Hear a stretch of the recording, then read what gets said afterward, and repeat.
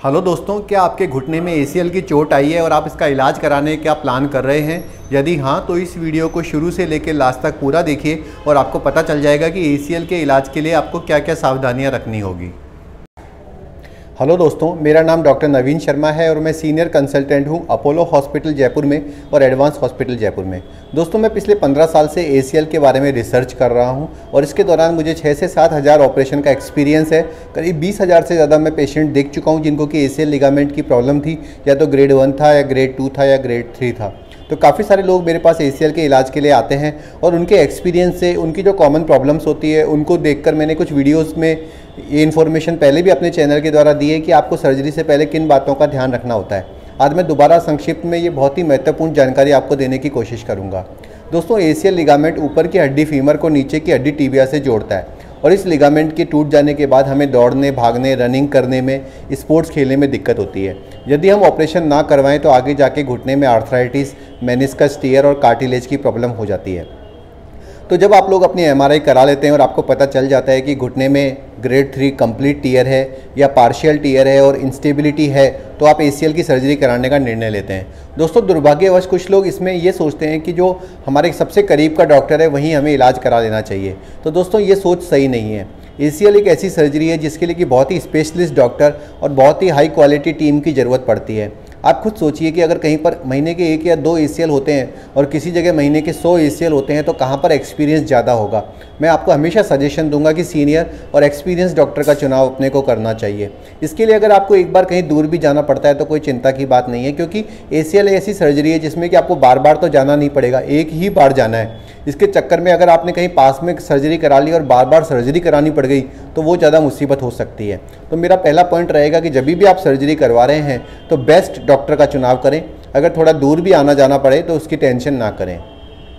दूसरा, जब आप सर्जरी कराने जा रहे हैं तो आपके मन में सवाल आता है कि मुझे कितने दिन की छुट्टी लेनी पड़ेगी या कितने दिन का अवकाश लेना पड़ेगा। दोस्तों, अगर आपका सिटिंग जॉब है तो ऑपरेशन के बाद आप 10 से 15 दिन में ही काम पे लौट सकते हैं।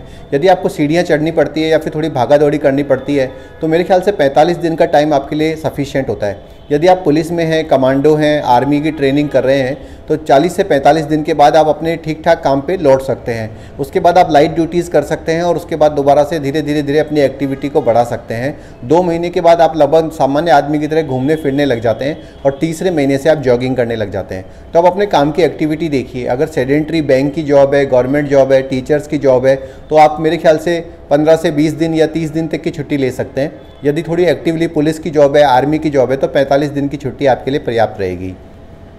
तीसरा है, कौन कौन से ब्लड टेस्ट हैं जो डॉक्टर आपके ऑपरेशन के पहले करवाएंगे। दोस्तों, डॉक्टर आपके ऑपरेशन के पहले आपके मेनली ब्लड इन्वेस्टिगेशंस कराते हैं, जैसे कि CBC, हीमोग्लोबिन की जांच, चेस्ट का एक्सरे, ECG जांच, HIV और HbA1c की जांच। इन जांचों का मकसद यही होता है कि हम ये चेक कर लें कि क्या आप ऑपरेशन के लिए परफेक्टली फिट हैं या नहीं। कई बार क्या होता है कि आपके कोई और इन्फेक्शन हो सकता है या फिर लो हीमोग्लोबिन हो सकता है। 10 का हीमोग्लोबिन, करीब 10 हीमोग्लोबिन जरूरी होता है ऑपरेशन के लिए। दोस्तों, कई लोग मुझसे ये भी पूछते हैं कि क्या सर इसके बाद बहुत बेड रेस्ट लगेगा या मुझे किसी की हेल्प लेनी पड़ेगी चलने फिरने के लिए।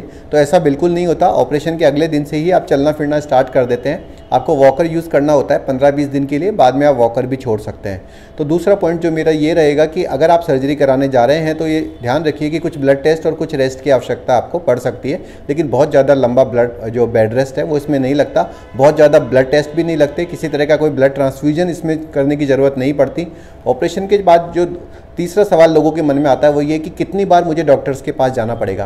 तो दोस्तों, जो हमारी AOSIH में एडवांस टेक्नोलॉजी है इसमें सिर्फ आपको एक बार ही डॉक्टर के पास जाना पड़ता है, क्योंकि जब आप हमारे पास आते हैं तो हम सर्जरी के बाद आपको घर भेज देते हैं और बाकी ऑनलाइन सपोर्ट करते हैं। तो इसलिए आपको बार बार डॉक्टर के पास जाने की ज़रूरत नहीं पड़ती। स्टिचेस का जो कई लोग पूछते हैं कि सर स्टिचेस निकलवाने पड़ेंगे या डिजॉल्विंग स्टिच होंगे, तो जो स्टिचेस ACL सर्जरी में लगाए जाते हैं 2 या 3 स्टिच होते हैं और उन्हें आसपास का कोई भी लोकल कंपाउंडर या फिर डॉक्टर से आप निकलवा सकते हो। उसके लिए आपको दोबारा से अपने मेन डॉक्टर के पास जाने की ज़रूरत नहीं होती। कई लोग पूछते हैं कि सर जो ACL सर्जरी है इसके दौरान दवाइयाँ कितने दिन चलेगी, कितने दिन तक मुझे मेडिकल पे जाके दवाई खानी पड़ेगी। तो मोटे तौर पे जो हम दवाइयाँ लिखते हैं वो एंटीबायोटिक पेन किलर्स होते हैं दोस्तों, जो 14-15 दिन लेने पड़ते हैं। एक बार आपके स्टिचेस निकल गए उसके बाद आपको किसी प्रकार की कोई दवाई नहीं लेनी पड़ती। कुछ लोग कैल्शियम की दवाई ले सकते हैं, स्पेशली कैल्शियम की दवाइयाँ जिनकी हमने रिसर्च की है वो हम प्रोवाइड कराते हैं जिससे कि ग्राफ्ट की हीलिंग फास्टर हो जाए, तो वो दवाई आप ले सकते हैं। तो दोस्तों ये मोटे मोटे तौर पे जानकारी थी कि ACL की जो चोट होती है उसके बाद आपको ऑपरेशन के लिए किन बातों का ध्यान रखना है। कुछ लोगों के पास मेडिकल इंश्योरेंस होता है, वो पूछते हैं कि सर क्या ACL में हम फ्रेश मेडिक्लेम करवा के उसका फ़ायदा ले सकते हैं। तो दोस्तों ऐसा पॉसिबल नहीं हो पाता। ACL का मेडिक्लेम में फ़ायदा आपको तभी मिल पाता है जबकि आपकी चोट कम से कम 2 साल पुरानी हो। इसलिए कई लोग एजेंट आपको मिसगाइड कर सकता है कि मैं आपको फ्रेश चोट दिखा दूंगा, लेकिन ऐसा नहीं हो पाएगा। अगर आपके ACL के बाद का इंश्योरेंस 3-4 महीने पुराना ही है तो काफ़ी चांसेज है कि इंश्योरेंस कंपनी उसको रिजेक्ट कर देगी। इंश्योरेंस कम से कम 2 साल पुराना तो होना ही चाहिए। दोस्तों कई लोगों के मन में ये भी सवाल रहता है कि कितनी फिजियोथेरेपी करनी पड़ेगी, क्या मुझे अलग से फिजियोथेरेपी क्लासेस ज्वाइन करनी पड़ेगी या रिहैब के लिए कहीं जाना पड़ेगा क्योंकि मेरे घर से वो बहुत दूर है। तो दोस्तों जो हमारी टेक्नोलॉजी है उसमें बहुत ज़्यादा एक्सरसाइज की ज़रूरत नहीं पड़ती है। मतलब आपको खुद एक्सरसाइज तो करनी है लेकिन अलग से उसके लिए अलग खर्चा करना या किसी और के पास जाने की ज़रूरत नहीं है, क्योंकि हम बहुत ही सिंपल ऑनलाइन वीडियोज़ प्रोवाइड करते हैं जिनको देखकर आप घर पर ही सहज तरीके से एक्सरसाइज कर सकते हैं। अगर आप मेरे चैनल के रेगुलर व्यूअर्स हैं तो आप जानते हैं कि झारखंड, उड़ीसा, बिहार और बहुत दूरवर्ती क्षेत्र जहाँ पर कोई डॉक्टर भी नहीं मिलता वहाँ पर भी वीडियो की सहायता से आप फिजियोथेरेपी कर सकते हैं। आपको फिजियोथेरेपी के लिए कहीं जाना नहीं पड़ेगा। कई लोग मुझे ये भी पूछते हैं कि सर हमारे घर में स्टेयर्स है, सीढ़ियाँ हैं, तो कब तक मुझे सीढ़ियाँ यूज़ करनी पड़ेगी, कब तक मुझे इंडियन टॉयलेट यूज़ करना पड़ेगा, कब मैं अलाउ होऊंगा कि इंडियन टॉयलेट यूज़ कर सकता हूँ। तो जहाँ तक सीढ़ियों का सवाल है, 1.5 महीने के आसपास आप आराम से सीढ़ियाँ चालू कर सकते हैं। बाकी काफ़ी लोगों की तो मैं 20 दिन के बाद ही सीढ़ियाँ स्टार्ट करा देता हूँ।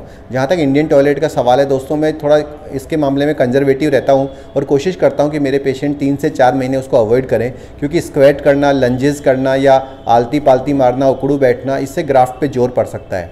कई लोग इसके बारे में भी कंफ्यूज रहते हैं कि कौन सी टेक्नोलॉजी मेरे लिए सही बेस्ट रहेगी, क्या मैं ऑल इनसाइड कराऊँ या फाइबर टेप कराऊँ या बायो स्क्रू कराऊँ या मेटल स्क्रू कराऊँ।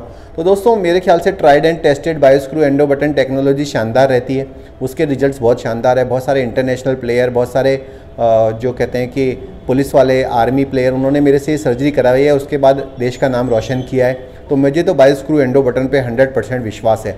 फिर भी अगर आप चाहते हैं कि ऑल इनसाइड इंटरनल ब्रेस आप करवाना चाहें तो वो भी टेक्नोलॉजी हमारे यहाँ अवेलेबल है और बहुत ही कम दामों पर है। एक सवाल लोगों के मन में ये भी आता है कि सर मेरे कितने लाख रुपए लग जाएंगे ACL की सर्जरी में। तो दोस्तों हमारे यहाँ के जो चार्जेज़ है वो बहुत ही कम है, बहुत डिस्काउंटेड प्राइजेज में हमारे यहाँ सर्जरी की जाती है। सरकारी अस्पताल से भी कम प्राइस में हमारे यहाँ सर्जरी हो जाती है, तो उसके बारे में आपको किसी प्रकार की चिंता करने की ज़रूरत नहीं है। चार्जेज़ बहुत ही अफोर्डेबल है। जिस भी अस्पताल में आप रेट पता करेंगे आप उसका हाफ कर लीजिए, उससे भी कम खर्चे में हमारे यहाँ सर्जरी हो जाती है। तो ये महत्वपूर्ण जानकारी थी दोस्तों ACL के पहले किन किन बातों की आपको प्लानिंग करनी है। इसके अलावा भी हो सकता है मैंने कोई पॉइंट नहीं कवर कर पाया हूँ, तो आप नीचे लिखे गए कमेंट सेक्शन में मुझे वो क्वेश्चन डालिए और मैं ज़रूर उसका आंसर देने की कोशिश करूँगा। थैंक यू दोस्तों। अगर आपको MRI पे प्रॉब्लम है और आपको समझ में नहीं आ रहा कि कहाँ पर सबसे बेस्ट इलाज होगा तो आप अपनी रिपोर्ट भी मुझे भेज सकते हैं। स्वस्थ रहिए, खुश रहिए। Thank you.